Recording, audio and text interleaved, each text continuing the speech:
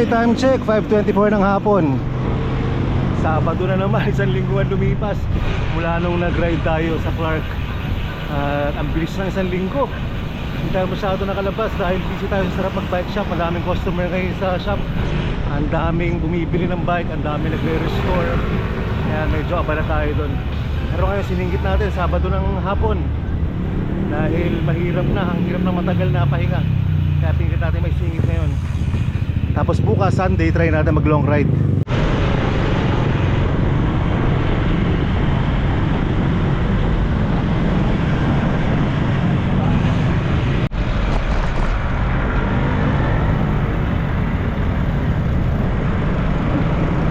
MacArthur Highway na tayo. Bale night ride to. Dahil syempre mag-alas 6 na ng hapon eh. Maya-mayang konti lang madilim na. At makakapag-sightseeing tayo ng gabi sa BGC. Siguro mga 30 kilometers one way. So makaka 60 rin tayo balikan. Depende pa kung makakapag-ikot-ikot tayo. Tingnan natin. Northbound lang tayo. Dire-diretso na ang monumento. Tapos dire-diretso rin na EDSA. Sana mawala yung antok ko. Naantok ako. Maghapon kasi ako kung nagbantay sa shop eh. Kaya medyo napagod tayo.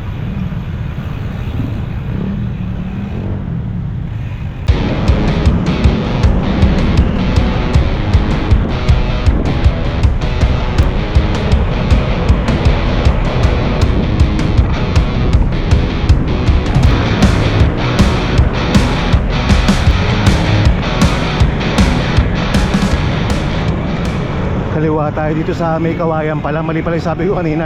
Mas malapit tayo kung dito tayo dadaan sa May Kawayan, Service Road, tapos Mindanao Avenue. Pag dumiretso kasi tayo, monumento, layo pa. Monumento EDSA.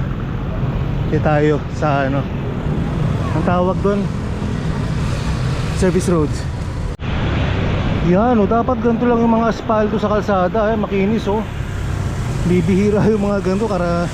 Karamihan sa mga nadadaanan natin, mga ano eh, ang daming lubak. Pag titignan mo, kala mo walang lubak, pero yung maliliit na tagtag, ibig sabihin lubak-lubak din. Pero pag ito maayos, parang yung ginawa nilang bago sa EDSA nung ni-repair nila, ganito na, makinis.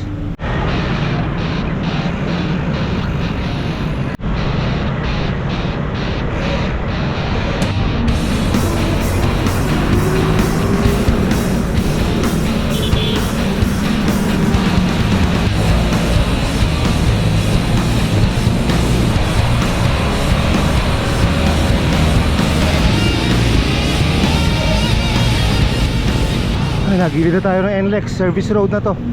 So dalawang stretch ng ano, exit. Tumbukin natin exit ng ano, ay hindi, isa na lang pala.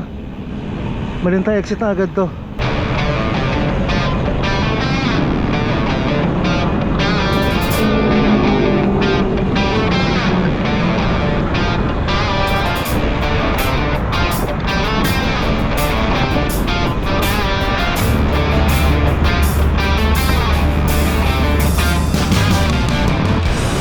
Uy, may nagkamali ng pasok. Bawal ang 4 wheels dito ngayon eh. Nagkamali siya. Ginagawa kasi to, so motor lang ang pwede. Ayun, babalik. 2 wheels lang pwede.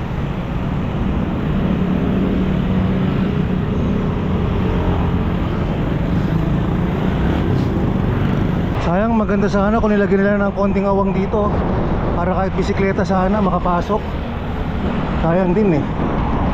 Dito medyo nakakaalangan din kasi puro motor, tapos umu-overtake sa'yo. Bukas sana yung kanang side. Swabe sana sa mga siklista. Tinapalan na yung ano. Doon ako na-pinch flat nung nakaraan. Kasi may kapal na.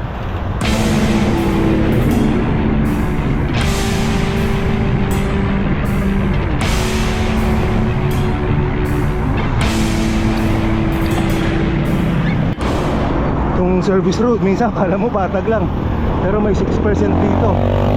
Ayan o, yung part na yan sa unahan, sa may tapat ng Dine and Drive bago magbalintay exit. So may 6% din yan. Ay, shoutout pala sa mga tropa natin dyan sa Taktak Alipocho, Bigote Cafe, salamat sa Jersey.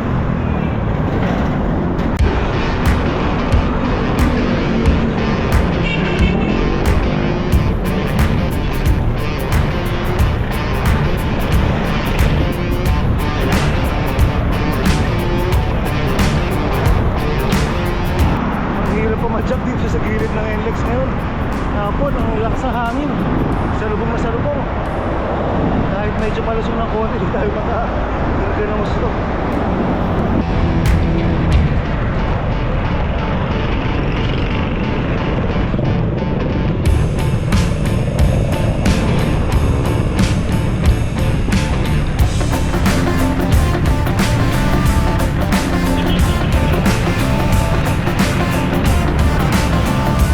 Malinta exit na tayo.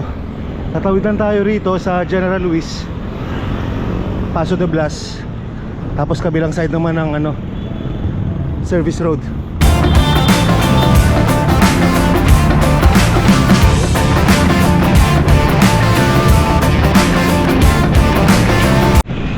Oh, Valenzuela na to, mapulang lupa. Dire-diretso lang to. Hindi, actually may mga asang-asangang konti. Pero madali lang tandaan. Follow nyo ako sa Strava, makikita yung ruta nito. Basta huwag ka lang kakaliwa, huwag ka kanan. Yun na yun. Pagka may mga sangandaan. Ayun, dati dito ako nalilito pagdating sa gas station. Kasi pwede kang kumaliwa dyan, pero may lilikuan ka pa mas maganda diretso lang. Huwag kang kakaliwa, huwag kang kakanan. Dito, diretso ka lang sa may palusong.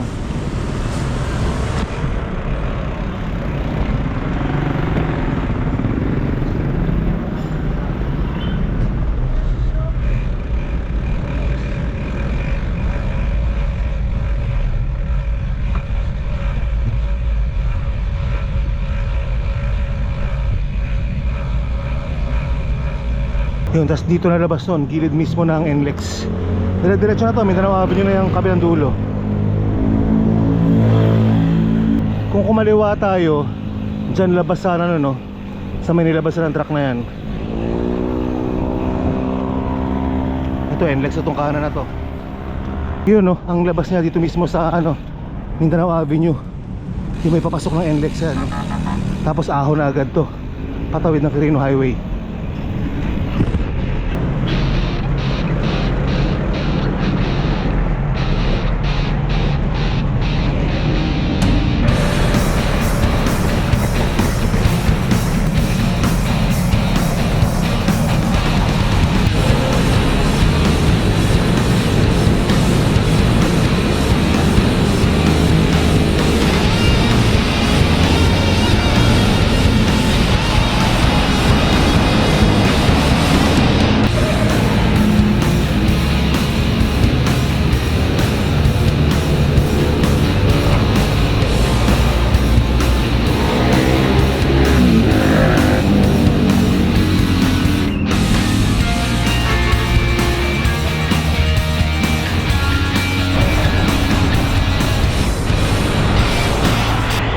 Diretso na tayo.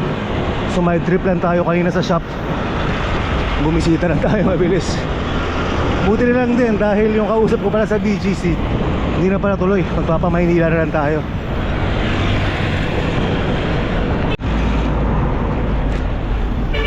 So dulo na tayo ng Mindanao Avenue. Kaliwa tayo North Avenue, tapos pasok tayong Agham.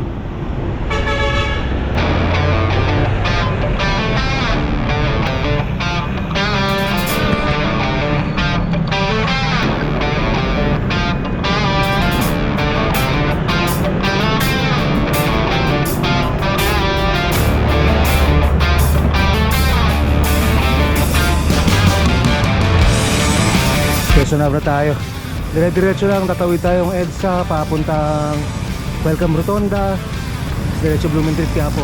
Ayan, hanggang sa Kalakhang, Maynila.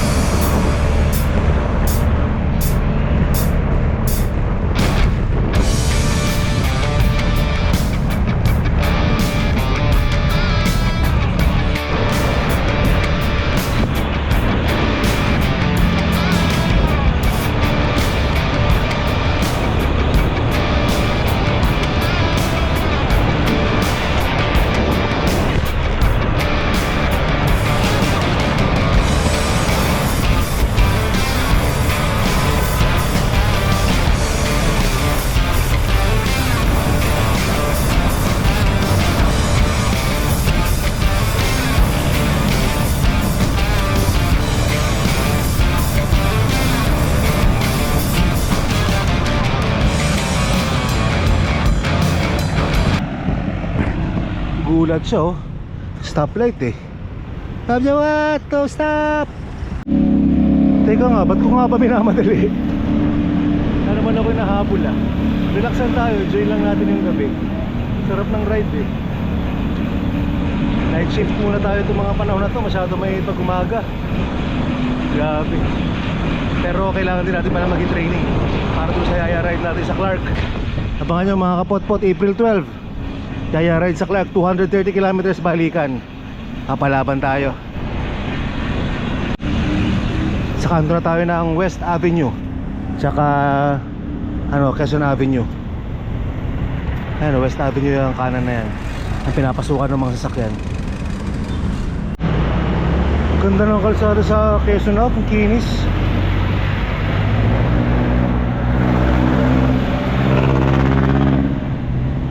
Yun lang yung bike lane, medyo sablay ng konti oh. Charan! Puno eh.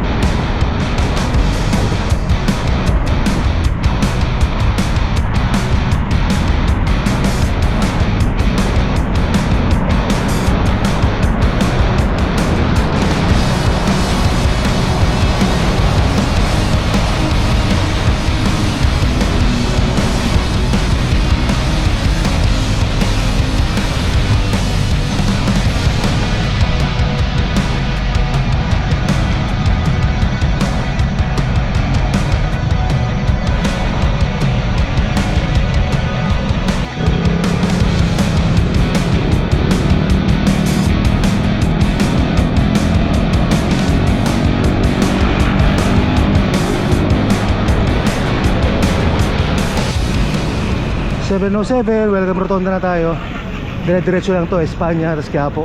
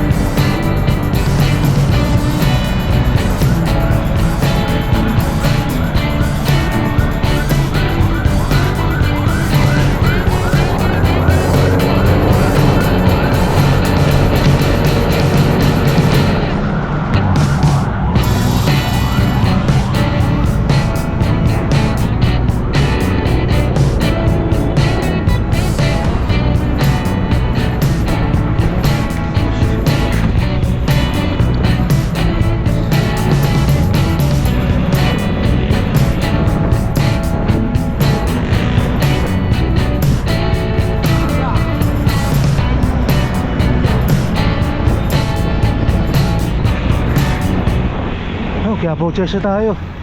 Ang luwag ngayon. Hindi ko alam kung dahil konti ang bumabiyahe o dahil Sabado.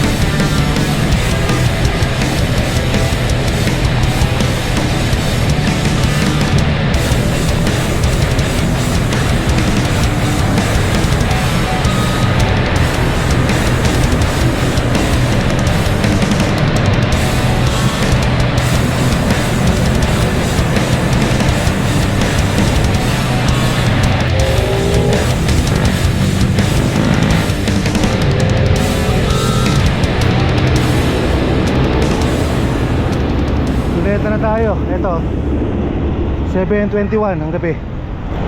Ito maliwanag dito sa ilalim ng LRT. Suwabe na lang padyakan natin dito. Hanap lang tayong kakainan dito sa Ermita, Manila. Sa may Robinsons, paligid ng Robinsons.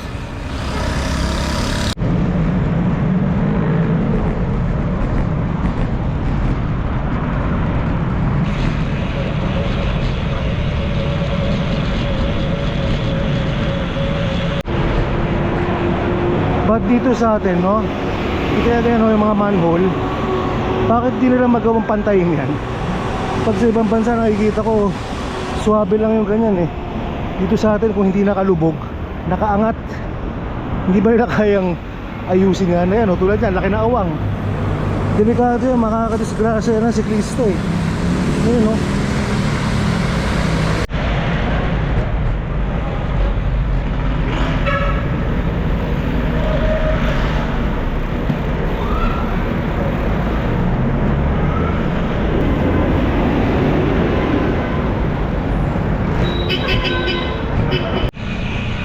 Okay, 9:37, pabalik na tayo.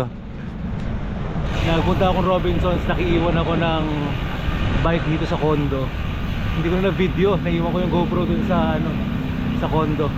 Uwi na tayo, gabi na. Ito lang tayo, ilalim ng LRT. Kaliwa, dire-diretso pa Manila.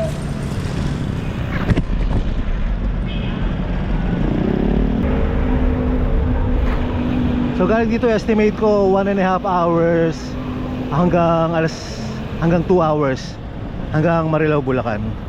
So dito sa Pedro Hill, ayan nga, dire-diretso lang, ilalim ng LRT. Tapos magkano tayo? Ano yun? Pagkatapos ng DOC? Ano station yun? Nakalimutan ko. Basta dun, ilalim ng LRT.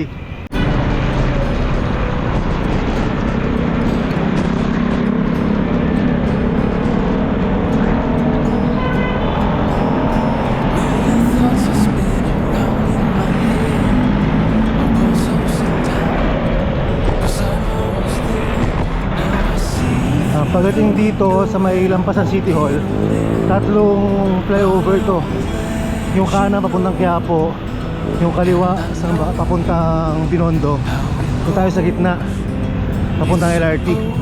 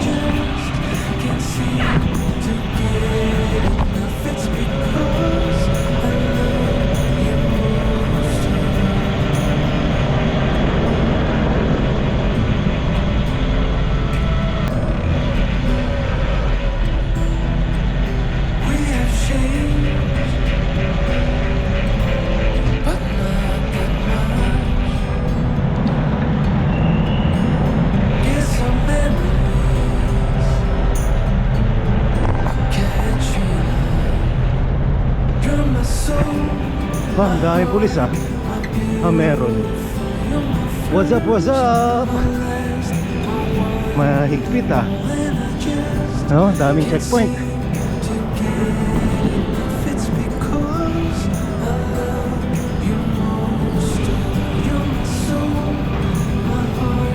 Ano nga station? Ngayon ko ba iniisip? Ano nga to?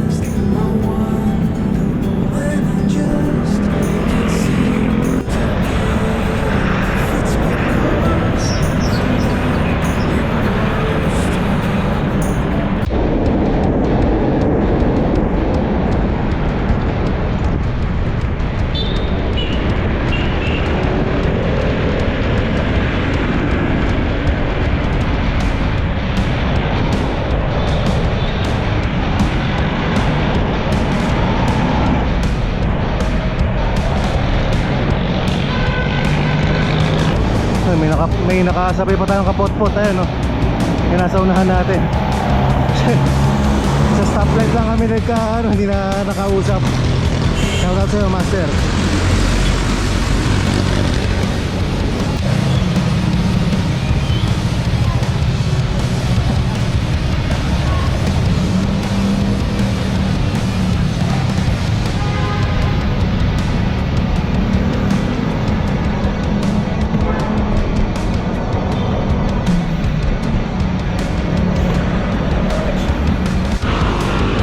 Buti na kahit paano medyo maliwanag dito sa ilalim ng LRT.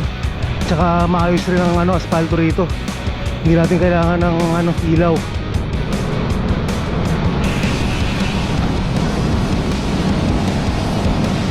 Hindi tayo kakabaka na baka makaldag. Dire-diretso lang to. Lapit lang galing to Ermita. Galing sa Pedro Hill. Dire-diretso hanggang monumento. Susundan lang natin itong ilalim ng LRT na to. Tayo mapagparang po sa atin lahat. Ano na dito po lang muli? Pero mamagulan po.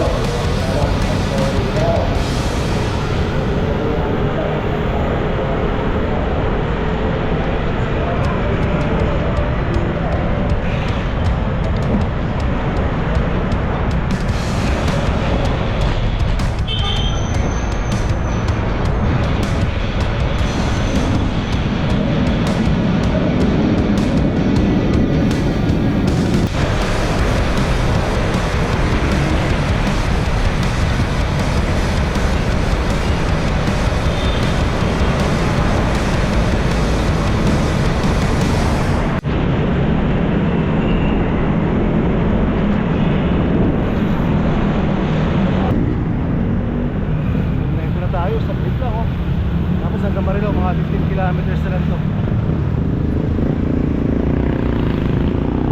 Ito tayo, pasok tayo MacArthur Highway.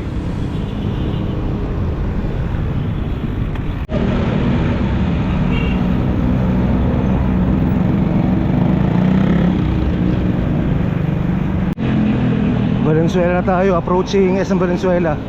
Mukhang na-repair na rin yung kalsada rito ah. Dati meron akong ayaw na dinadaanan dito eh.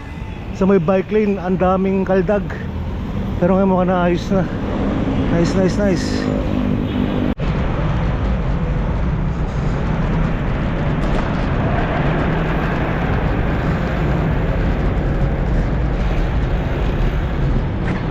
Uy, ano to? May something nangyari.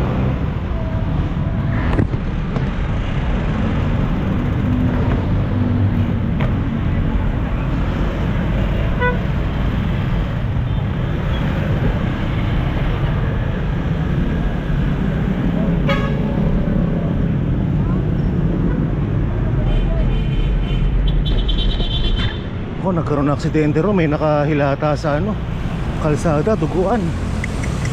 Sana okay lang si Manong. Ayun, itong tapat ng SM Valenzuela, kung nakasasakyan ka, makinis sa itong kalsada na to. Pero pag nakabisikleta, ramdam mo yung kaldag eh. Lalo na pag gaganto road bike.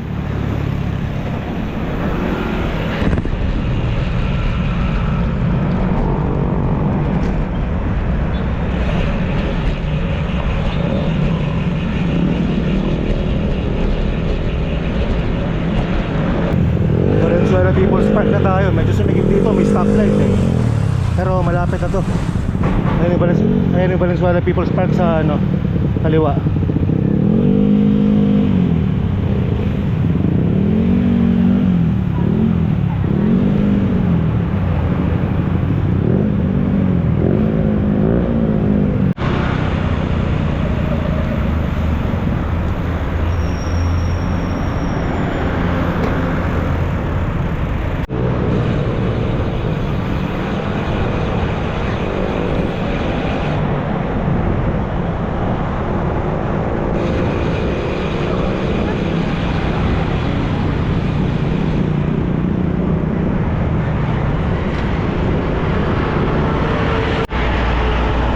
Sayang, ang konti ng sasakyan kaya lang di ako makabuelo dito sa ano, MacArthur Highway. Ang daming kaldag ng bike lane. Medyo madilim pa naman, hindi ganun kaliwanag yung ilaw. Minsan may mga makinis pero hindi ka pwedeng magpakakampante kasi biglang may ganyan, no? Biglang may malalim.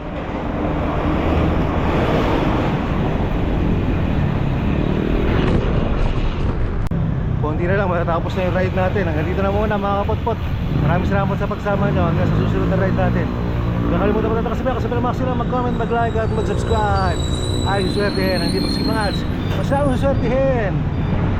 Shoutout ulit, Bigote Cafe, salamat sa Jersey.